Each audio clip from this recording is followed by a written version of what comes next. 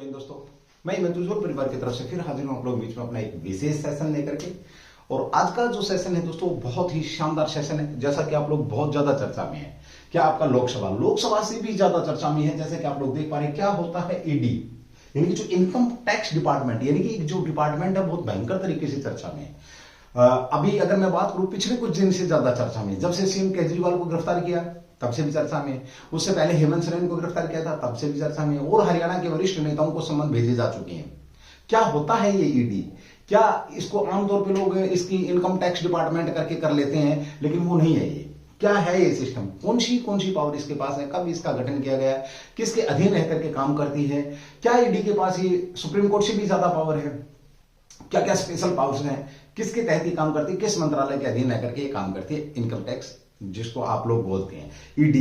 Actually ED की अगर हम यहां पर बात करेंगे, बहुत जबरदस्त तरीके से काम किया जा रहा है। यानी कि ये दिखाया जा रहा है कि अगर कोई गलत करता है, चाहे वो सीएम हो, चाहे वो पीएम हो, चाहे कोई भी डिपार्टमेंट या कितने भी बड़े पद पर क्यों ना हो, ये जो आपका इन्फोर्समेंट जो डिपार्टमेंट है ये पहुंच ही जाता है और अपनी कार्रवाई करता है। किस लेवल तक ये कार्रवाई कर सकता है, क्या क्या करता है, किस तरीके की इसके पास पावर है, वो सारी की सारी जानकारी हम इस वीडियो के अंदर आपको देने वाले हैं। तो मेरी आप लोगों से विनम्र विनती यही है कि सेशन को एक बार जरूर शेयर करेंगे। जो लोग नए पहली बार देख रहे हैं वो चैनल को सब्सक्राइब व लाइक भी करके जाएंगे। तो चलिए दोस्तों शुरू करते हैं हम इस इनकम टैक्स डिपार्टमेंट प्रवर्तन निदेशालय, इन्फोर्समेंट डायरेक्टरेट, जैसा कि आप लोग देख रहे हैं। सबसे पहले तो बात करते हैं हम कि ईडी जो अभी चर्चा में है इसके फुल फॉर्म क्या है, ईडी का नाम ही क्या है। तो इन्फोर्समेंट डायरेक्टरेट के नाम से इसको जाना जाता है, ये आपने इसका ध्यान रखना है, ठीक है। चलिए अब क्या क्या क्या जो घटनाक्रम पीछे हो रहा है, जब से मोदी साहब की सरकार आई है बहुत सारे छापे, शायद में भी पहले ईडी को कोई जानता भी नहीं था इतना जितना अब ये पॉपुलर हुई है। तो चलिए दोस्तों बात कर लेते हैं ईडी को लेकर के, देखते हैं क्या कुछ इसके अंदर है, कैसे कैसे इसका गठन, क्या क्या जो भी हुआ है उसकी बात करेंगे। ईडी की फुल फॉर्म क्या होती है, इस एजेंसी के बारे में जानते हैं आप। तो चलिए दोस्तों बात करते हैं इन्फोर्समेंट डायरेक्टर ईडी ने नई दिल्ली के मुख्यमंत्री केजरीवाल को जब से गिरफ्तार किया, बहुत ज्यादा चर्चा में है। किसको गिरफ्तार किया? नई दिल्ली के जो सीएम साहब हैं केजरीवाल। और केजरीवाल की अगर हम बात करें दोस्तों, यहां पे एक चीज विशेष तौर पर ध्यान रखना, बहुत ज्यादा पढ़ा लिखा सीएम है। एक आईएएस, दुनिया का सबसे टफेस्ट जो एग्जाम है उसको क्लियर करके ये बंदा वहां तक पहुंचा था। और उसके बाद इसने राजनीति ज्वाइन करी 2012 में। एक आंदोलन, अन्ना हजारे के साथ जब आंदोलन किया था दिल्ली के अंदर बैठ करके, जो जंतर मंतर था वहां से इसने आंदोलन, कुमार विश्वास भी उसके साथ थे। उसके बाद धीरे धीरे कुमार विश्वास साहब भी अलग हो गए हैं, साथ में हम अन्ना हजारे की बात करें तो वो भी अलग हो गए। लेकिन बंदा आपका पहुंच चुका क्या, 3 बार आपका दिल्ली का सीएम बनने वाला। और बीजेपी पार्टी, चाहे वो कांग्रेस पार्टी जो कि पिछले 20 साल से राज कर रही थी दिल्ली पे, शीला दीक्षित जी को हराया, ये इनके अंदर क्वालिटी थी। अब इतनी क्वालिटी रखने वाले बंदे को भी ईडी डिपार्टमेंट, जबकि सरेआम ये बंदा बोलता कि करो मुझे गिरफ्तार, जो कि संबंधों को कुछ नहीं समझ रहा था और ईडी ने गिरफ्तार किया, जैसा कि पूरे देश के अंदर माहौल चल रहा है। और इसकी गिरफ्तारी की जो आवाज है दोस्तों यूनाइटेड नेशन ऑर्गेनाइजेशन तक की भी गई है। ध्यान रखना, जो उसके वहां से मैं बात करूं अधिकारी हैं, उन्होंने यहां थोड़ा सा कुछ कहा कि आप इसको देखें तो भारत सरकार ने उनको धमकाया भी है कि यूएनओ आप अपना काम करिए, ये हम हमारा काम है, हम हमारा काम कर रहे हैं।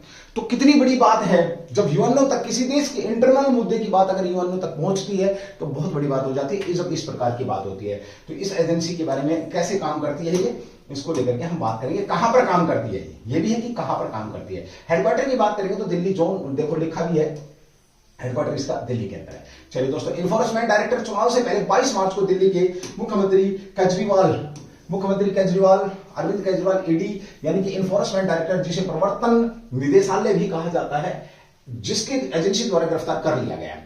दोस्तों मैं यहां पर आपको इसी प्रकार के जो टॉपिक है, जो भी मुझे लगता है कि ये आम पब्लिक तक पहुंचने चाहिए, स्टूडेंट तक भी पहुंचने चाहिए, एक जागरूक नागरिक तक पहुंचने चाहिए, तो मैं बड़ी कोशिश करता हूं अपनी तरफ से, लेकिन मुझे प्यार बहुत कम मिल रहा है। ये थोड़ा सा दुख का विषय है मेरे लिए। कहीं अगर मेरे में कमी है तो आप एक बार जरूर कमेंट्स करके बता सकते हैं कि सर ये कमी है, तो मैं उसको कोशिश करूं दूर करने की। और अगर मेरे से बड़े लोग देख रहे हैं तो वो बोल सकते हैं कि भाई आप इसको ठीक करो, मैं उसको ठीक कर सकता हूं। लेकिन थोड़ा सा प्रेम दिखाइए। जब हम किसी 5 मिनट के लिए हम डांस वगैरह देखते हैं यूट्यूब वगैरह पे, तो उससे हमें कुछ नहीं होता, उससे हमें कुछ नहीं मिलता। लेकिन इससे तो आपको जानकारी मिल रही है और आपका अपना हूं, तो कोशिश करिए एक बार आप अपना बनाने की भी। तो चलिए दोस्तों, आप सब्सक्राइब कर सकते हैं सेशन को, शेयर करिए, आप डिस्कस कर सकते हैं कि भैया एक बार आप इस चैनल को देखें, ये मेरे लिए, ये मेरी रिक्वेस्ट है। चलो, प्रवर्तन निदेशालय भी कहा जाता है, एजेंसी के द्वारा गिरफ्तार कर लिया गया है दिल्ली में हुए शराब घोटाला। किस वजह से गिरफ्तार किया गया था? तो जैसा कि आप लोग जान रहे हैं, शराब घोटाला, शराब घोटाला लेकर यह गिरफ्तारी हुई है, जिसमें पहले दिल्ली के उप मुख्यमंत्री को आपका जो मनीष सिसोदिया साहब है, उनको भी गिरफ्तार किया जा चुका, जिनकी अभी तक बेल नहीं हुई है। अब आप देखिए, ईडी का डसा पानी में नहीं मांगता है, ईडी का डसा पानी में नहीं मांग रहा है, जिनकी बेल भी नहीं हो रही है ना। इस मंत्रालय के हम, इस डिपार्टमेंट की हम बात करें, क्या है ईडी, कैसे करती है काम, क्या होता है ईडी का काम, ठीक है, क्या होता है ईडी का काम। ईडी यानी कि इंफॉर्मेशन आपका इन्फोर्समेंट डिपार्टमेंट केंद्र सरकार के अधीन काम करती है। केंद्र सरकार की जांच एजेंसियां हैं। अब जांच एजेंसी की बात करें तो जांच एजेंसी में दोस्तों, जैसे हम बात करते हैं स्टेट लेवल पे सीआईडी भी है, जिसको तुम सीआई बोलते हो, ठीक है, उसके बाद आपका सीबीआई भी है। कभी चर्चा में रही है सीबीआई पिछली सरकारों में अगर हम बात करें तो सीबीआई चर्चा में थी। कहा जाता था कि सीबीआई सरकार के अधीन काम करती है, सीबीआई गृह मंत्रालय के अधीन काम करती है, इस प्रकार की बात होती थी सीबीआई को लेकर के, ठीक है। अगर हम इंटरनेशनल लेवल पर बात करें तो रो वगैरह है आपकी, ठीक है, आपकी इंटेलिजेंसी, कई एजेंसियां हैं भारत सरकार के अंदर, ऐसी बात नहीं है, जो कि खुफिया तंत्र, खुफिया विभाग के तौर पर काम करती हैं। उन्हीं प्रकार की आपकी एक जांच एजेंसी है ये, जो भारत में वित्तीय कानून लागू करने में सहायता करती है। देखिए, बहुत शानदार आपका यहां पे आपने एक चीज देखी, जो क्या करती है, पहला काम क्या है इस एजेंसी का, जो वित्तीय कानून लागू करने में सहायता करती है। यानी कि कौन टैक्स नहीं भर रहा है, कौन टैक्स की चोरी कर रहा है, कौन टैक्स कम दे रहा है, किसने टैक्स नहीं दिया, कच्चा पैसा, पक्का पैसा, आप लोगों ने सुना होगा, जो बैंक में आपका पैसा है उसे हम क्या बोलते हैं, वो इलीगल पैसा है। जो बैंक से बाहर आपका 2 नंबर का पैसा, वो इलीगल पैसा है, वो उसकी देखरेख करना, ये पूरा का पूरा ईडी का काम है। ईडी उसकी जांच करती है, ओके, द्वारा जांच की जाए। वित्त मंत्रालय के राज्य विभाग के अधीन काम करती है। सुपर क्वेश्चन आपका कि किस डिपार्टमेंट के अधीन काम करती है दोस्तों? तो वित्त मंत्रालय के अधीन काम करती है दोस्तों, ध्यान ना। वित्त मंत्रालय के राजस्व विभाग की भी बात करोगे तो किस विभाग के, जो टैक्स जो आपका विभाग है, राजस्व विभाग के अधीन ही आपकी काम करती है। फिर सुनना मेरी बात को आप ध्यान से। देश के अंदर जिस प्रकार से कानून का शासन स्थापित करने का काम किसका होता है? तो पुलिस का होता है। इंटरनल अगर अंदर की बात करें, कानून की रक्षा करने का काम किसका होता है मित्रों? तो सुप्रीम कोर्ट का होता है। जैसा कि आप लोगों को पता है, कानून की व्याख्या करने का काम किसका होता है? तो वो भी सुप्रीम कोर्ट का होता है। अगर हम बात करें कि वित्तीय कानूनों को लागू करने का या जांच करने का काम किसका होता है? तो ईडी, जो आपका फोरेस्टमेंट जो डिपार्टमेंट है, इसका काम होता है, ठीक है। देश की सीमाओं की रक्षा करने का काम किसका होता है? तो डिफेंस, रक्षा मंत्रालय, सेना का काम होता है। इसी प्रकार से इसका भी काम, देश के अंदर खुफिया जो क्रिमिनल और आपकी जो जांच करने के काम, सीबीआई जो आपका जो सीबीआई है उसका होता है। देश से बाहर जो खुफिया, जो आपके सैनिकों से, जो आपका सुरक्षा से संबंधित है, जो जांच करने का काम, वो रो, जो आपकी जो एनालिसिस एजेंसी है उसका काम, रिसर्च एंड एनालिसिस जो एजेंसी रो का काम होता है। सेना से संबंधित जांच का इंटेलिजेंसी का काम होता है। तो इसी प्रकार से आपकी जांच एजेंसियां, बहुत सारी एजेंसियां हैं देश के अंदर, लेकिन आजकल जो चर्चा में आपकी ये ईडी ही है। तो क्वेश्चन नंबर 1, किस मंत्रालय के अधीन काम करते हैं? तो वित्त मंत्रालय के राजस्व विभाग यानी कि टैक्स डिपार्टमेंट के, सरकार, सेंटर, केंद्र सरकार की क्या है, आपकी केंद्र सरकार की जांच एजेंसी है, ना कि किसी स्टेट के अधीन ये काम करती है। दोस्तों, ये आपने ध्यान रखना। और क्या करती है ये? बहुत प्यारी प्यारी चीजें आपको बता के जाऊंगा दोस्तों। आर्थिक मामले में ये हेर फेर, जो मैंने आपको बताया ना, जांच ईडी द्वारा की जाती है। वित्त मंत्रालय, ध्यान रखना, आर्थिक मामलों में हुई हेर फेर, यानी कि जो आप इनकम टैक्स वगैरह की चोरी करते हैं, आप टैक्स को लेकर के जो भी लोग, जो बड़े लोग हैं, खैर हम तो मिडिल क्लास फैमिली, हमें तो टैक्स इतना होता ही नहीं कि हम चोरी करें। चोरी तो तब करें जब कुछ हो हमारे पास, है ना। जो लोग करोड़ों में, बड़े बड़े जो लोग हैं, घोटाले करते हैं, यानी कि आजकल करोड़ 2 करोड़ की बात छोड़ दो, आजकल 100 करोड़ से नीचे तो बात ही नहीं होती है।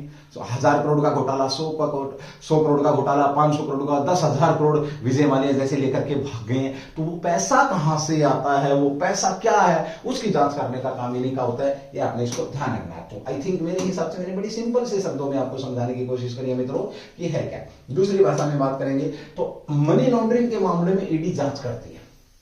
किसके मामले में?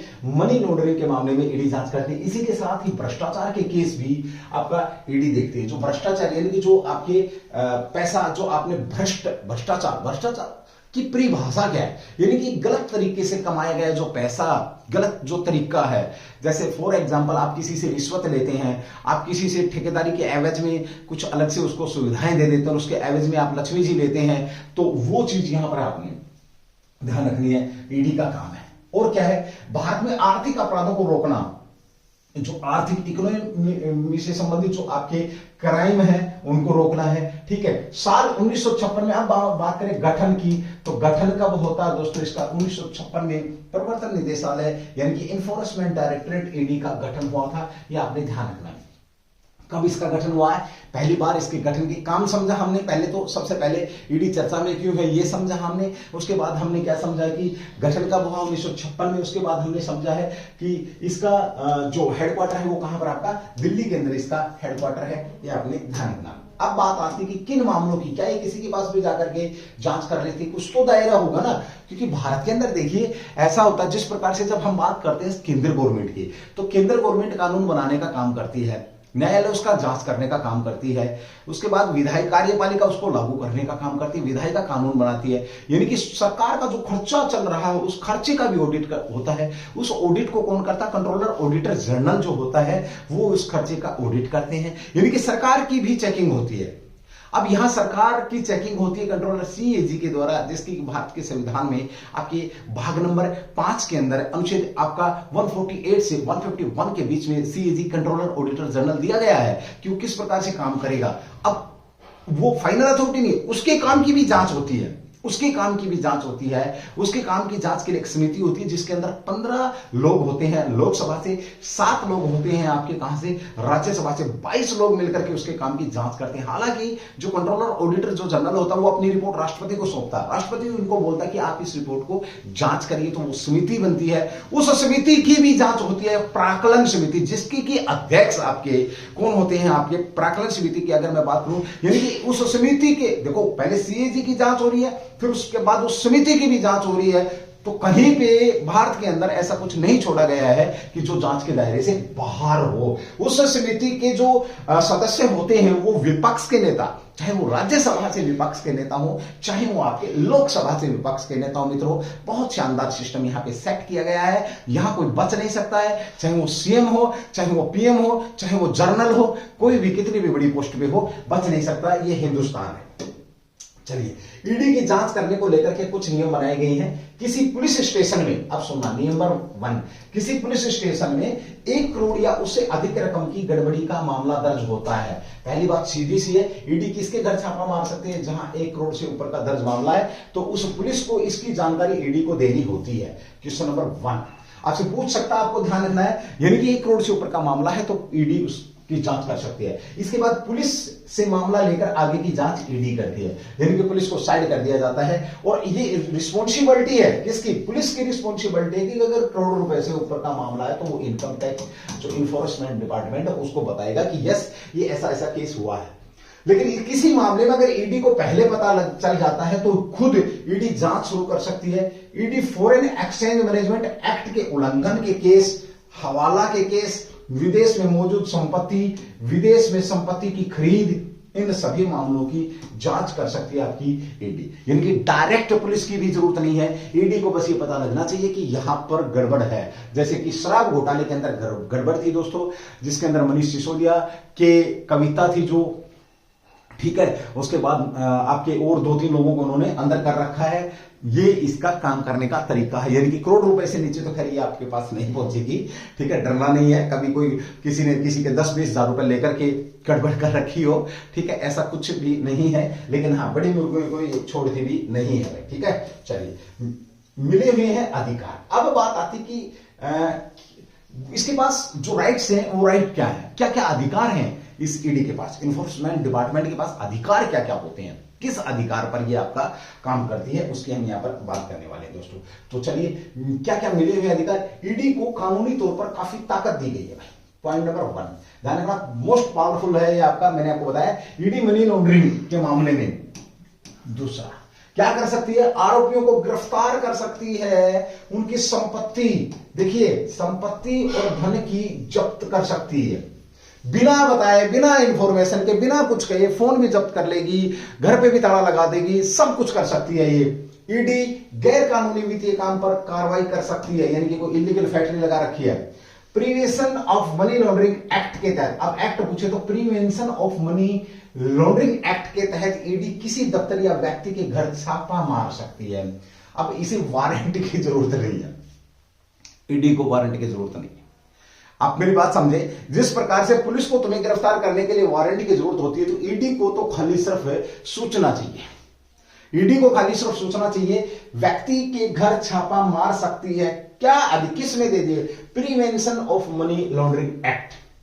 एक बार इस एक्ट की अलग से बात करूंगा मैं, ऐसी बात नहीं है। इस वीडियो को अगर आप प्रेम दिखाएंगे तो मैं prevention of money laundering act एक बार जरूर बताऊंगा कि किस प्रकार से काम करता है, क्या क्या है, ये सारी चीजें इसके अंदर एक बार जरूर दूंगा। लेकिन मुझे चाहिए आप लोगों से प्रेम, आप सब्सक्राइब करेंगे चैनल को आगे बढ़ाने की कोशिश करेंगे। देखिए, आप लोग प्रेम दिखाएंगे तो ही मैं कुछ कर पाऊंगा। मैं तो अपनी तरफ से फुली मेहनत कर रहा हूं, ठीक है। उसे गिरफ्तार कर सकती है और इसके साथ ही बिना पूछताछ के उसकी संपत्ति को जब्त भी कर सकती है। क्या पावर है, कमाल की पावर दी गई है, कुछ पूछेगी नहीं वो। मैंने बताया ना, आपका फोन, आपकी गैजेट, आपके इलेक्ट्रॉनिक गैजेट, आपकी फाइल, आपकी डायरी, आपके हर चीज को ये जब्त कर सकती है बिना बताए। या इनके पास रिपोर्ट जरूर होता है कि हमने क्या क्या यहां से उठाया है। ये आपके घर की दीवार को तोड़ सकती है, आपके घर के गद्दों को तोड़ सकती है, आपके सोफों को फाड़ सकती है। आप समझ रहे होंगे, ये हर उस चीज को चेक कर सकती है जहां पे इसे ये लगता है कि यहां पे ऐसा हो सकता है। कैश में, ठीक है, इन्फोर्समेंट डिपार्टमेंट। आप बहुत शानदार से पढ़ लें। इन बड़े केसों की कर रही है जांच वर्तमान में। जो ईडी है, जांच किस किस की कर रही है? जैसा कि हमने बताया, ईडी भारत में आर्थिक अपराध को रोकने का काम करती है, जांच पड़ताल करती है, दोषियों को सजा दिलाने का काम करती है। फिलहाल जो ईडी है आपकी वो विजय माल्या, नीरव मोदी, किस किस पे? विजय माल्या, नीरव मोदी, रॉबर्ट वाड्रा, सोनिया गांधी, राहुल गांधी, इन पर, और 2-3 हरियाणा के भी आपके, हाँ, हरियाणा में भी 2-3 लोगों के पास आपके संबंध भेज चुकी है। दोस्तों ध्यान रखना, बहुत जल्द धमाका होने वाला है। जिस प्रकार से केजरीवाल का धमाका हुआ, उसी प्रकार से आपको हरियाणा के अंदर भी एक धमाका मिलने की संभावना है। वाड्रा जो डीएलएफ के मालिक हैं, सोनिया गांधी के दामाद हैं, राहुल गांधी के जो रिलेशनशिप में जीजाजी लगते होंगे, ठीक है, लगते होंगे नहीं, है ही, प्रियंका, हस्बैंड ऑफ प्रियंका गांधी, तो उनके ऊपर भी इन्होंने कार्रवाई कर रखी है। ये आपने इसको ध्यान रखना है। ये केस मुख्य तौर पर, और केजरीवाल साहब का केस तो बड़ा फेमस हो चुका है, यानी कि शराब घोटाला ये चल ही रहा है, जिसका मैंने यहां पर जिक्र किया आपसे, ठीक है। ये थी आपकी क्या, ईडी की जो मेन केस थे। अब देखिए, अब यहां पर जो केस था, इसी के साथ मैं अगर आगे बढ़ूं, आपको थोड़ा सा और बताना चाहूं तो यहां तक आपको पता है, जैसा कि केजरीवाल अभी आपके रिमांड पर चल रहे हैं। केजरीवाल को गिरफ्तार कर लिया गया है। 4 तारीख तक इनकी मैं बात करूं तो यहां पर आपकी जो कॉपी आ चुकी थी, इनका जो खुलासा हुआ था, वो सारी चीजें किसने? ईडी के द्वारा ही यहां पर आपका खुलासा हुआ है। ईडी ने ही इनका जब्त किया। तो चलिए दोस्तों, इसको लेकर के 5 मिनट की मैं एक बार अलग से बात करूंगा। तब तक के लिए मैं आपको सेशन कैसा लगा एक बार जरूर बताएंगे। आपको कैसा महसूस हुआ इनकम टैक्स डिपार्टमेंट की पावर देख करके? दोस्तों, ये है आपका परिवर्तन निदेशालय, 1956 में जिसका गठन हुआ। कितने लोग काम करते हैं, क्या करते हैं, ये सारी चीजें मैंने आपको नहीं बताई हैं। फिर कभी जब अगली वीडियो में जब भी आपसे मुलाकात होगी तो एक बार आपको जरूर बताया जाएगा। आप लिंक डालता रहता हूं मैं, जो आपकी इंपॉर्टेंट जो चीजें हैं, तो एक बार जरूर प्रेम दिखाइए। So thank you. जानकारी कैसे लगी इसके लिए बहुत बहुत धन्यवाद। जय हिंद, जय भारत, डू दी बेस्ट। मैं हेमंत फिर मिलूंगा आप लोगों से अपना एक और विशेष सेशन लेकर के। तब तक के लिए अपने शब्दों को विराम देता हूं। जय हिंद।